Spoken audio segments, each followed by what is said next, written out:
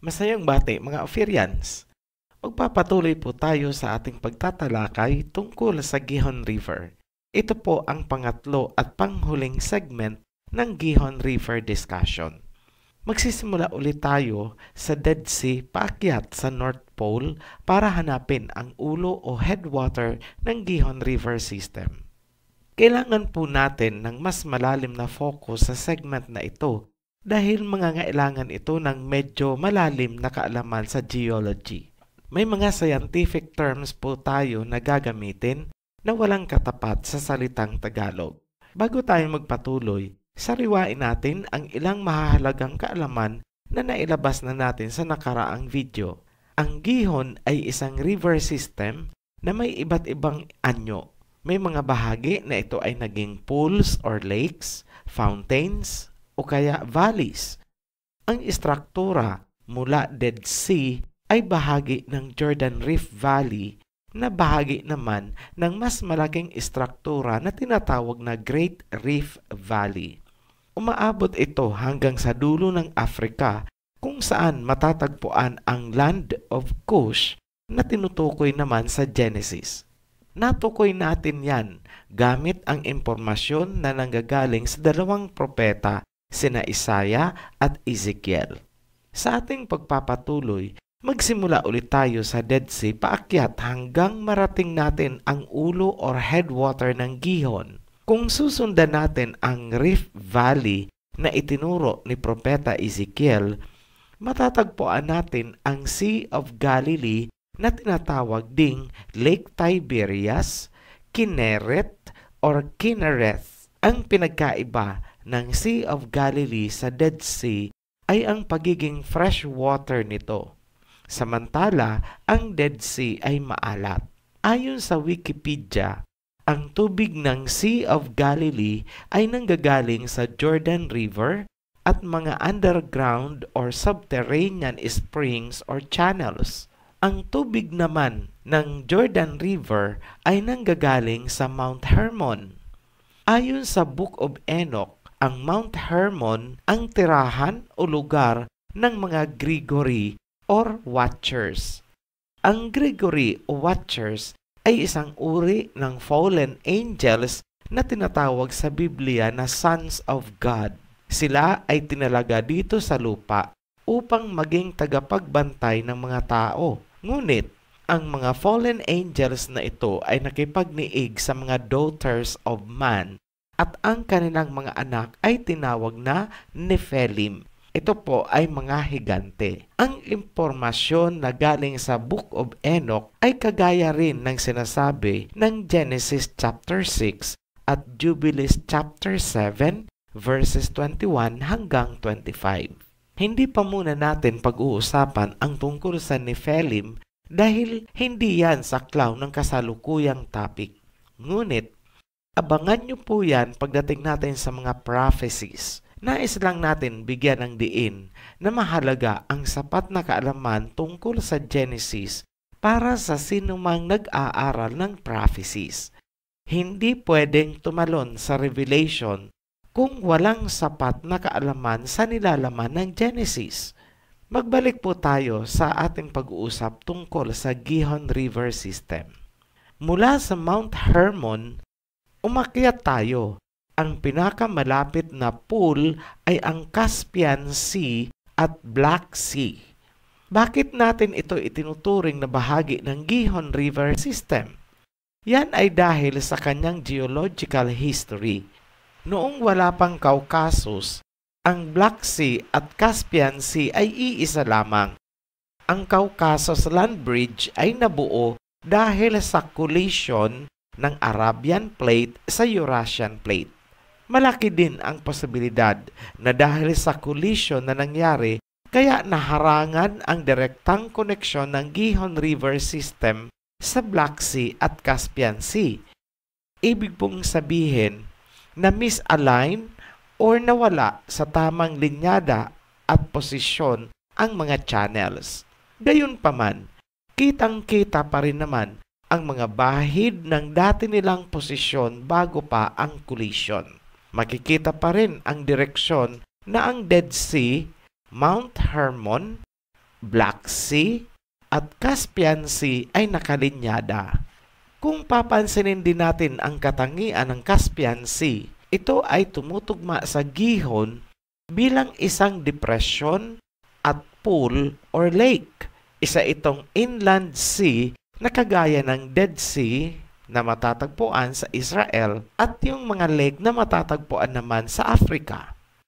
Isa pang katangian ng Caspian Sea na hindi maitatanggi bilang karugtong ng Gihon River System na itinuro ni Propeta Ezekiel ay ang naglalakihang salt deposits na tinawag na salt domes ng US Geological Survey. Kung natatandaan pa ang mga nakaraang video, ang salt deposits ay matatagpuan din sa Dead Sea sa Israel at Danakil Depression sa Africa.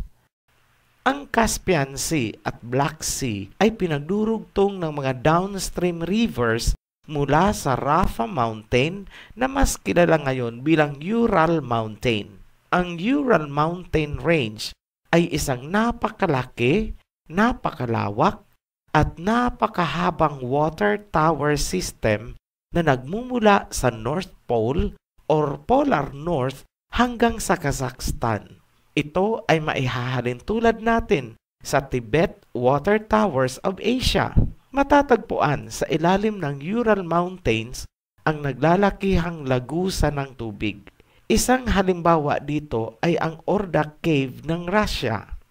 Ang subterranean network ng Ordak Cave ay isang maliit na hibla lamang ng napakalaki at sanga-sangang lagusan ng tubig sa ilalim ng Ural Mountains. Ayon sa mga explorers, it's just like a universe inside the Ordak Cave subterranean network.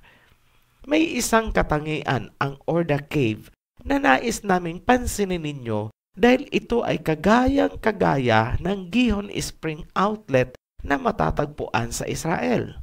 Ang katangiang ito ay yung tinawag nating siphon feature. Panoorin nyo na lang po sa nakaraang video ang presentation natin tungkol sa Gihon Spring ng Israel kung saan ipinakita natin kung ano itong siphon feature. Ayon sa isang research na isinagawa ng isang Russian scientist, ang pagkakabuo ng underground channels ng Ural Mountain ay sa pamamagitan ng hypogenic speleogenesis. Ibig sabihin ng hypogenic speleogenesis ay ang pagkakabuo ng kuweba, mga channels, dahil sa tubig na nanggagaling sa ilalim. Sa ibabaw naman ng Ural Mountain, nagsimula ang malalaking downstream rivers ng Russia na kilala bilang Don at Volga Rivers. Ang Don River ay tinatawag na Tina River sa Book of Jubilees at yan ay ipapaliwanag natin pagdating natin sa World Territory Series. Kung natatandaan pa natin ang sabi ni Propeta Isaiah na sa tuktok ng mga matataas na bundok ay rivers and streams. Yan po ang basihan. Bakit itinuring natin na karugtong ng Gihon River System ang Ural Mountain at itinuring din natin ito bilang kanyang pinakapuno. Malinaw na po ngayon na ang pinakaulo ng Gihon River System ay nagmumula sa North Pole.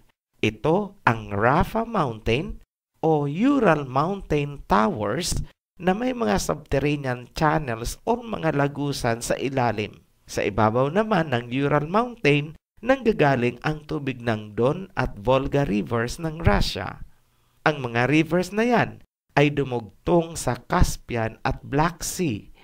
Ang hilera ng mga mountain ranges mula Caucasus sa pagitan ng Black Sea at Caspian Sea ay dumugtong naman sa Mount Hermon, Golan Heights at Dead Sea sa Israel. Ang Great Rift Valley naman ang karugtong mula sa Israel hanggang sa dulo ng Africa. Napakalaki ng ginampanan ni Propeta Ezekiel kaya natukoy natin ang pattern na yan. Panoorin nyo na lang po ulit ang nakaraang video sakaling yan ay inyo nang nakalimutan. May isa po kaming isang impormasyon na ibibigay. Ito po ay side information tungkol po sa Ural Mountains. Pero ito pa ay ifo-focus natin pagdating natin sa discussion ng world territories. Ang Ural Mountains na kilala din noon, ancient name niya ay Rapha Mountain, yan po ang humahati o siya ang boundary sa pagitan ng Europe at Asia. Ipapaliwanag po natin ang kahalagahan ng Ural Mountains na yan pagdating natin sa world territories. So, yan po ang kabuuan ng Gihon River System. Sa mga nagsasabi na hindi biblikal ang mga impormasyon na binibigay natin, yan po ay isang misinterpretation. Kung napapansin niyo po, ang salita ni Propeta Isaiah ang pinaka-backbone o pinakahaligi ng ating paglalahad tungkol sa rivers of Genesis. Yan ay pinagtibay naman ng mga impormasyon na binigay ni Propeta Ezekiel. Ang sinasabi naman ng dalawang propeta ay lalo pang pinagtibay ng makabagong geology. Sa susunod nating video, ipapakita naman natin ang susunod na sanga ng River of Eden. Ito po yung parat. Walang impormasyon na ibinigay ang Biblia tungkol sa parat. Ngunit kung susundin ulit natin ang salita ni Propeta Isaiah, masasabi natin na ito ang pinakamadaling hanapin dahil sa tuloy-tuloy nitong istruktura. Hindi po yan naputol from North Pole down to South Pole. Marami na pong teorya ang lumabas tungkol sa lokasyon ng mga rivers of Eden. Ngunit, walang sino man sa kanila ang nagbibigay kung ano ang kaugnayan ng mga rivers of Eden sa mga end-time prophecies. Tahasan po naming sinasabi na maraming propesiya ang hindi maiintindihan kung hindi lubusang uunawain ang Genesis. Sabi nga sa salawikaing Pilipino, hindi ka makakarating sa iyong paruroonan kung hindi mo lilingunin ang iyong pinagmulan. May katumbas yan sa Ingles kung saan sinasabi, the more you look into the past, the more you understand the future. Ang nakaraan ay nagsimula sa Genesis at ang future ay ang mga sinasabi ng propesiya. Maraming pandaigdigang pangyayari ang magaganap na iikot or may kinalaman sa nakaraan. Ganyan kahalaga ang Genesis. Muli po kaming nagpapasalamat sa inyong patuloy na pagtangkilik at pagsubaybay sa ating mga videos. Ito po ang Ophirian Heritage Conservatory. Magkita-kita po tayong muli sa aming pagbabalik upang tunghayan ang isa pang mahalaga at makabuluhang pagtatalakay tungkol sa Rivers of Eden.